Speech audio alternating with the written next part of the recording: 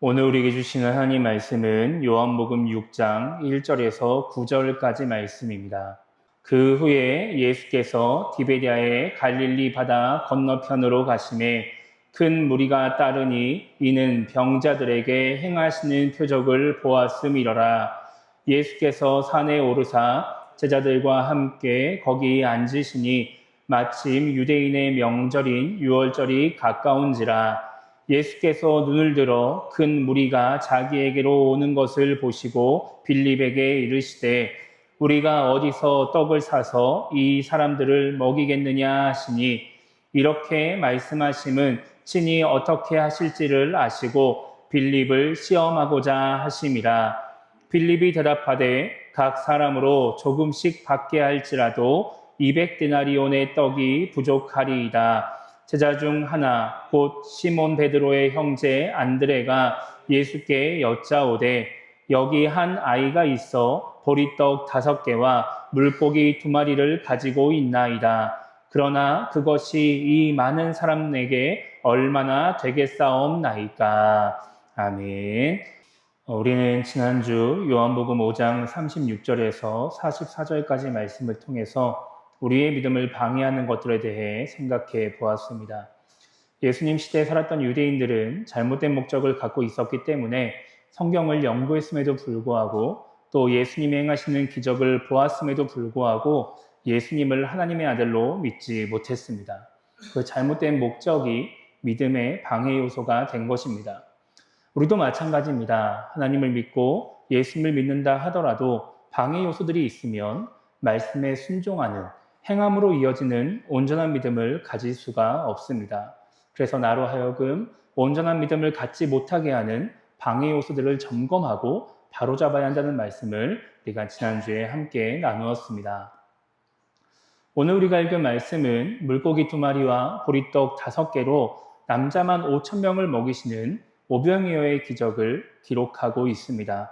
우리는 이제 다음 주까지 2주에 걸쳐서 이 요한복음에 나오는 오병이어의 기적을 살펴보려고 합니다. 오병이어의 기적은 이 오병이어 기적 뒤에 나오는 예수님이 물 위를 걸으시는 기적까지 그 이야기가 이어지게 됩니다.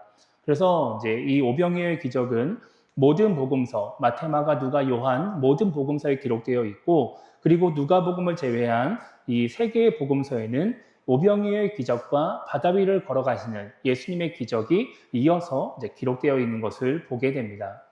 그리고 나서 이제 마태복음과 마가복음은 그렇게 바다 위를 걸으신 예수님의 이야기를 끝으로 다른 사건으로 전환이 됩니다. 그런데 요한복음은 바다 위를 걸어오시는 예수님의 모습을 기록한 뒤에 그 뒤에도 계속해서 이 오병이어의 사건으로 인한 여러 가지 일들을 기록을 하고 있습니다. 그래서 요한복음 6장은 오병이어의 기적만을 기록하고 있는 것뿐만 아니라 계속해서 그 뒤에 이어지는 일들을 함께 기록하고 있다. 이렇게 볼 수 있습니다. 요한복음의 시간의 흐름으로 따졌을 때 요한복음 5장에서 예루살렘에서 유대인들과 대화를 나누신 예수님은 이제 갈릴리에 오셔서 계속해서 사역을 감당하십니다. 오늘 말씀 보면 예수님이 디베랴의 갈릴리 바다 건너편으로 가시매 라고 말씀하고 있습니다. 그렇게 예수님이 디베랴의 갈릴리 바다 건너편으로 가시니까 수많은 사람들이 예수님을 따라오기 시작합니다. 이들이 예수님을 따라온 이유는 예수님이 병자들에게 행하신 표적을 보았기 때문입니다. 우리가 그동안 요한복음에서 봤던 그 많은 사람들처럼 이들도 똑같은 이유로 그 표적 때문에 예수님을 따르고 있는 것이죠. 그렇게 예수님이 제자들과 함께 산에 올라가셔서 앉아 계시니까 사람들이 예수님을 따라와서 그 산에 모이기 시작합니다. 그렇게 산에 올라오고 있는 사람들의 모습을 보시면서 예수님이 제자인 빌립에게 이렇게 말씀을 하십니다. 5절을 보면 우리가 어디서 떡을 사서 이 사람들을 먹이겠느냐라고 말씀하시죠.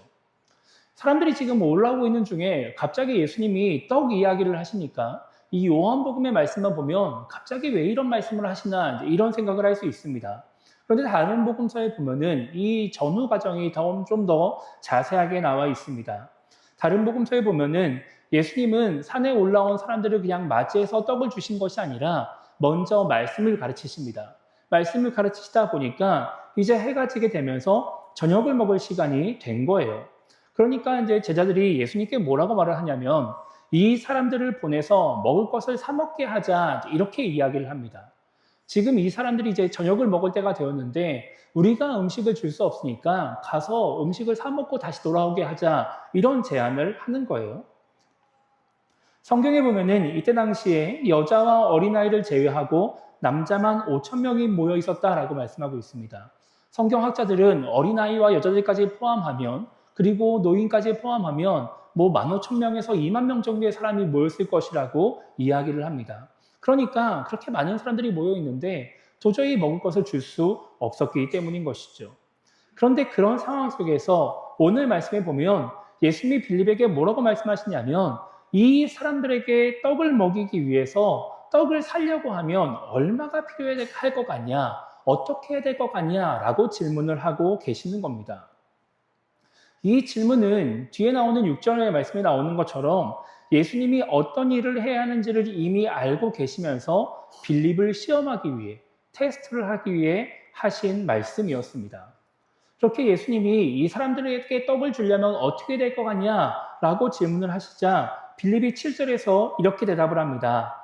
각 사람으로 조금씩 받게 할지라도 200데나리온의 떡이 부족하리이다 이렇게 말하고 있죠. 여기 나오는 데나리온이라고 하는 돈은 로마의 동전입니다. 이 당시 노동자가 하루 동안 일을 하면은 이 데나리온 하나를 품삯으로 받았습니다. 그러니까 200데나리온이라고 하는 돈은 노동자가 200일 동안 일을 해야 벌 수 있는 돈인 것이죠. 지금처럼 뭐 주 5일째 이렇게 일을 한다고 치면은 몇 달 동안 일을 해야 거의 1년 가까이 일을 해야 벌 수 있는 돈이 바로 이 200데나리온이었습니다. 그러니까 지금 빌립이 무슨 말을 하고 있냐면은 여기 모인 사람들에게 그냥 정말 조금씩의 떡만 주려고 해도 조금씩의 빵만 주려고 해도 엄청난 돈이 부족합니다 라고 말을 하고 있는 거예요. 예수님은 지금 이 사람들에게 떡을 먹이려면 어떻게 되느냐라고 물어보시지만 빌립은 그거는 불가능한 얘기입니다. 말도 안 되는 얘기입니다. 그런 생각은 말이 안 됩니다 라고 대답을 하고 있는 것이죠. 우리의 능력으로는 감당할 수 없다라고 말을 하고 있는 겁니다. 지금 이런 빌립의 대답은 상당히 현실적이고 상식적이고 합리적인 대답이었습니다. 그 누구보다 지금 이 상황을 정확하게 판단하고 있는 그런 판단했기 때문에 나올 수 있는 대답이었습니다. 물론 이 대답에 대해서 뭐 누군가는 부정적으로 바라볼 수 있지만 그냥 이 당시 상황만 놓고 보면 전혀 문제가 없는 그런 대답인 것이죠. 그런데 그렇기 때문에 여기서 그냥 멈춰버린다면 이 말이 여기서 그냥 끝나버린다면 이 대답은 예수님의 시험을 통과할 수 없는 그런 대답이었습니다. 인간적으로 봤을 때 너무 완벽하고 올바른 대답이었지만 하나님을 믿는 사람이 할 수 없는 그런 대답이었기 때문인 것이죠. 이 대답에서 그냥 멈추는 것이 아니라 그렇기 때문에 그럼에도 불구하고 예수님이 행하실 일을 기대하는 그런 대답까지 해야 진짜 믿음 있는 사람의 대답이 될 수 있는 것이고 예수님의 시험을 통과하는 대답이 될 수 있었던 것입니다. 여러분, 기적이라는 말을 오늘 우리가 많이 하게 될 텐데 이 기적이라는 말의 사전적인 의미는 상식으로는 생각할 수 없는 기이한 일을 의미합니다. 그러니까 기적이라고 하는 것은 기본적으로 우리의 상식을 벗어나는 일인 거예요. 우리의 계산을 뛰어넘는 일인 것이죠. 그러니까 우리가 머리로 계산을 하고 상식적인 생각을 하면서 거기에 멈춰버리면 우리는 기적을 경험할 수가 없는 것입니다. 기적 자체가 상식을 뛰어넘어야 가능한 일이기 때문인 것이죠. 이어지는 말씀을 보면 그렇게 빌립이 현실적인 이야기를 하고 있을 때 베드로의 형제인 안드레가 예수님께 와서 이렇게 말을 합니다. 9절을 보면 여기 한 아이가 있어 보리떡 5개와 물고기 2마리를 가지고 있나이다. 그러나 그것이 이 많은 사람에게 얼마나 되겠사옵나이까 이렇게 말을 하죠.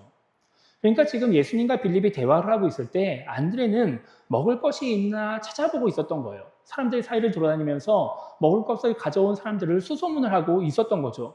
그러다가 보리떡 5개와 물고기 2마리를 갖고 있는 아이를 찾았습니다. 그리고 그 아이가 가진 먹을 것을 예수님께 소개하고 있는 거예요.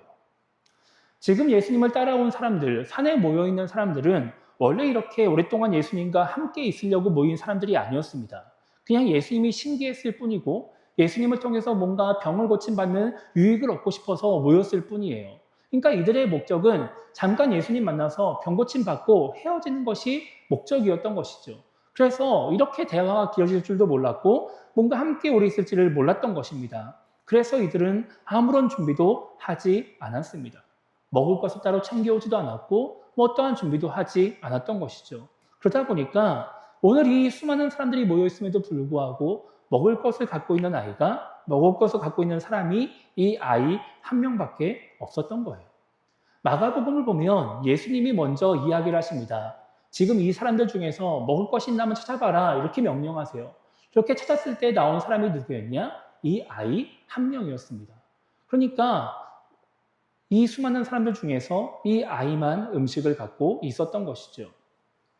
이렇게 안드레가 이 아이를 데리고 와서 먹을 것을 가지고 와서 예수님께 소개를 하는데, 그러면 안드레는 무언가 엄청난 믿음이 있었냐? 그렇지 않았습니다. 안드레도 이 음식으로는 이 수많은 사람들을 먹일 수 없다는 것을 알고 있었어요. 이 음식이 아무런 도움이 되지 않는다는 것을 알고 있었습니다. 그래서 안드레도 예수님께 이렇게 말을 합니다. 그것이 이 많은 사람에게 얼마나 되겠사옵나이까, 이렇게 말하죠. 사람들이 이렇게 많은데 이 음식 하나 있지만 이게 지금 무슨 소용이 있겠습니까? 라고 말을 하는 거예요. 필립과 동일한 생각을 하고 있었던 것이죠. 그런데 안드레는 그렇게 생각을 한다고 해서 가만히 있지 않았습니다. 음식을 갖고 있는 사람이 아이라고 해서 그냥 아이가 먹을 음식 하나 갖고 왔기 때문에 이거는 아무 소용이 없을 거라고 생각해서 그냥 무시하지 않았던 것이죠. 아무런 도움이 되지 않을 거라는 것을 뻔히 알면서도 인간적인 계산으로는 이 음식이 의미가 없다는 것을 알면서도 일단 예수님께 알리는 거예요. 이걸 예수님께 알리면 예수님이라면 무언가 하실 수 있지 않을까? 뭔가 예수님이라면 기적을 행하실 수 있지 않을까 하는 그런 기대감을 가지고 알린 것이죠. 엄청나게 큰 믿음이 아니라, 엄청나게 큰 기대감이 아니라 그냥 작은 일말의 믿음과 기대감이었을지도 모릅니다. 그래서 이렇게 이야기를 했던 것이죠. 그러나 그런 약간의 믿음과 기대감이, 그 믿음이 놀라운 기적을 경험하게 하는 것입니다. 그 믿음을 가지고 하나님께, 예수님께 나아갔을 때 예수님의 기적을 경험하게 되었던 것이죠. 많은 신앙인들이 신앙생활하면서 기적을 경험하고 싶어 합니다. 정말 누가 봐도 놀랄 만한 하나님의 능력을 경험하고 싶어 합니다. 그런데 우리가 성경에서 봤듯이 기적을 경험하기 위해서는 항상 믿음의 행위가 필요합니다. 앞서 말씀드린 것처럼 말 그대로 기적이기 때문에 내가 머리로 계산이 된다 할지라도, 뭔가 상식적인 판단이 내려진다 할지라도 그 계산과 판단을 뛰어넘는 믿음으로만 가능한 행위를 해야 기적을 경험할 수 있는 것입니다. 그런데 안타깝게도 많은 신앙인들이 기적을 경험하고 싶어 하면서 이 믿음의 행위들을 잘 하지 못합니다. 내 상식에, 내 계산에 갇혀있기 때문에 그것을 뛰어넘지 못하는 것이죠. 로렌 커닝햄이라는 사람이 있습니다. 이 사람은 세계적인 선교단체인 예수전도단이라고 하는 단체의 설립자입니다. 이 로렌 커닝햄이라는 사람이 쓴 책 중에 벼랑 끝에 서는 용기라는 책이 있어요. 이 책은 어떤 내용을 담고 있냐면, 재정적인 부분에서 하나님이 주시는 마음을 따라서, 말씀을 따라서 행동했을 때 놀라운 경험을 했던 사람들의 이야기들을 기록하고 있습니다. 그냥 단지 이 한 사람의 고백이 아니라 이 사람이 들은 여러 사람들의 고백을 모아놓은 그런 책인 것이죠.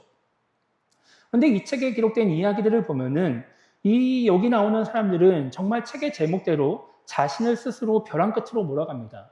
당장 뭔가 재정적인 문제가 있어서 그 문제를 해결하기 위해서 돈이 필요한 그 상황 속에서 하나님이 주시는 감동을 따라서 자기가 갖고 있는 그 작은 돈을 다른 사람에게 도움으로 주기도 하고 때로는 교회에 헌금하기도 하는 것이죠. 정말 한 푼이 아까운 그 상황 속에서 자기가 갖고 있는 그 돈을 그냥 하나님이 주시는 마음을 따라서 드리는 거예요. 그러고 나니까 무슨 일이 발생하느냐? 자신이 갖고 있던 그 재정의 문제가 해결되는 기적을 경험하게 됩니다. 내가 갖고 있는 돈이 정말 예를 들어서 1,000만 원이 필요한데 내가 10만 원을 갖고 있는 그 상황 속에서 그 10만 원을 어려운 사람에게 도와줬더니, 하나님이 주시는 마음을 따라서 도와줬더니 1,000만 원의 문제가 해결되는 기적들을 경험하게 되는 것이죠. 이 책이 말하고자 하는 것은 아주 간단합니다. 믿음으로 하나님의 뜻을 따라 벼랑 끝에 서는 용기를 낼 수 있다면 하나님의 은혜, 기적을 경험한다는 것입니다. 물론 이 책에 나와 있는 모든 내용들을 우리에게 적용시킬 수는 없습니다. 모든 사람들이 그렇게 다 한다고 해서 더 큰 물질적인 보상을 받을 수는 없어요. 다만 인간의 생각을 뛰어넘는 믿음의 행동이 기적을 경험하게 한다는 것은 우리 모두에게 적용될 수 있는 이야기인 것이죠. 여러분들은 기적을 경험하기 원하십니까? 여러분들은 어떤 기적을 경험하기를 원하십니까? 저도 기적을 경험하고 싶습니다. 제가 경험하고 싶은 기적은, 제가 바라는 기적은 너무 진부한 얘기일 수 있지만 우리 교회가 하나님의 뜻을 이루는 교회가 되는 것입니다. 그리고 그것을 뛰어넘어서 그것 때문에 이 땅의 많은 교회들에게 본이 되고 힘이 되는 교회가 되는 것이고 하나님이 여전히 살아 역사하고 계심을 알리는 교회가 되는 것입니다. 아마 우리 성도님들은 이 이야기 너무 지겹게 들으셨을 거예요. 또 저 얘기하고 있나 뭐 이런 생각하실 수도 있을 것 같습니다. 그런데 이 이야기에 대해서 우리가 항상 말하는 이 일에 대해서 제가 이것을 기적이라고 말하는 이유는 이것이 기적이 아니면 이루어질 수 없는 일이기 때문에 그렇습니다. 우리의 힘과 능력으로 할 수 없는 일이기 때문에 그래요. 여러분 죄송하지만 우리 현실 한번 생각해 보죠. 여러분 우리 교회는 이름이 있는 교회가 아닙니다. 대형 교회가 아니에요. 뭔가 우리 주변이 막 개발돼서 아파트가 막 들어서고 시간만 조금 지나면 젊은 사람들이 막 모이게 될 그런 지역에 있는 교회도 아닙니다. 그저 그냥 과거의 영광을 가진 작은 교회일 뿐이죠. 평범한 구도심에 있는 그런 오래된 작은 교회일 뿐입니다. 여러분 죄송하지만 우리 개개인은 다를까요? 아니에요. 우리 별반 다르지 않습니다. 우리가 뭔가 세상적인 지위를 가지고 있는 것도 아니고 뭔가 물질적으로 부유한 것도 아니고 뭔가 왕성한 활동을 할 수 있는 그런 상황 속에 놓여져 있는 것도 아닙니다. 그러면 담임 목사라도 좀 능력이 있어야 되는데 여러분 저도 그렇게 능력이 있는 사람도 아니고 대단한 사람이 아니에요. 이게 우리의 현실입니다. 제가 이런 생각을 해봤습니다. 아마 우리 교회 상황을 아시는 분들에게 제가 뭐 이런 식의 이야기들, 이런 식의 꿈들, 제가 바라는 기적들 이야기하면 어떻게 반응할까 한번 생각해 봤어요. 제가 생각해 보니까 아마 어르신들은, 저보다 이제 선배 목사님들은 그런 이야기를 하실 것 같아요. 그래, 뭐 꿈은 크게 가질 수 있지. 원래 꿈은 클수록 좋은 거야. 뭐 이런 식의 말씀을 하실 것 같아요. 어떤 분들은 그래, 뭐 젊은 사람이 그 정도 패기는 있어야지. 뭐 이런 식의 이야기를 하실 것 같기도 합니다. 제 주변에 여러분들에게 이런 이야기를 했을 때 과연 몇 분이나 그래, 그거 가능할 것 같아, 할 수 있을 것 같아 라고 말씀하실 수 있을까요? 많은 분들이 우리의 모습을 보면서 상식적인 판단을 하고 계산을 하면 정말 당연히 대부분 말도 안 되는 꿈을 꾼다고 말할 것 같습니다. 맞습니다. 그게 맞는 얘기예요. 우리를 무시해서가 아니라 그냥 지금의 우리의 모습이 현실이 그렇기 때문인 것이죠. 우리의 모습을 보고 현실을 보면 하나님의 뜻을 이룬다는 것은 불가능에 가깝습니다. 우리는 그럴 자격도 없고 능력도 없고 성품도 없어요. 뭔가 우리의 모습을 보면 다른 교회들에게 본이 되고 힘이 된다는 것도 불가능에 가까운 일입니다.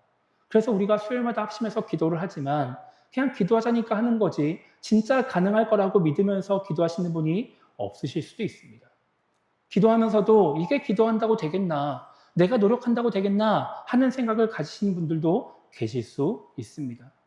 내 한 사람이, 우리 교회 하나가 하나님의 뜻을 이루겠다고 발버둥 친다고 뭐 이 세상이 변하겠나, 한국교회가 변하겠나 라는 생각을 하실 수도 있는 것이죠.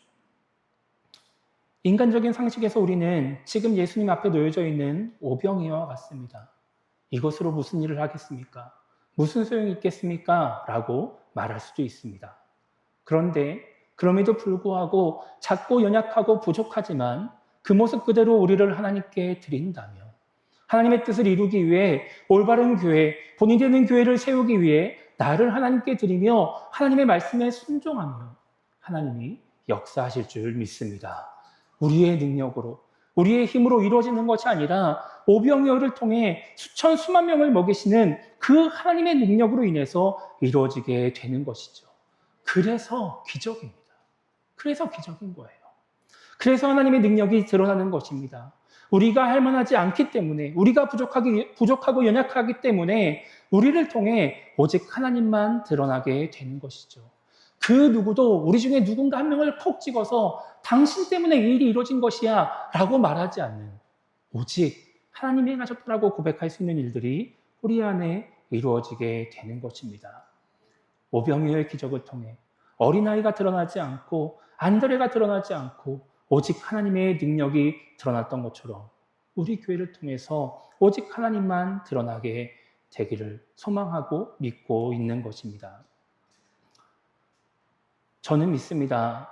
우리의 생각을 뛰어넘고 우리의 계산을 뛰어넘어 우리를 통해 역사하실 하나님을 믿음으로써 행하는 그 작은 믿음의 행위를 통해 놀라운 기적이 일어나게 될 줄을 저는 믿습니다. 저는 이 믿음이 우리 모두에게 있기를 바랍니다. 그 믿음을 가지고 우리 모두가 안드레처럼 오병이어 같은 우리를 하나님께 드릴 수 있게 되기를 주님의 이름으로 축복합니다. 그럼으로써 우리를 통해 역사하시는 그 놀라운 기적을 경험하는 신앙인, 오직 하나님만 높여드리는 신앙인, 기적의 주인공이 되기를 주님의 이름으로 축복합니다.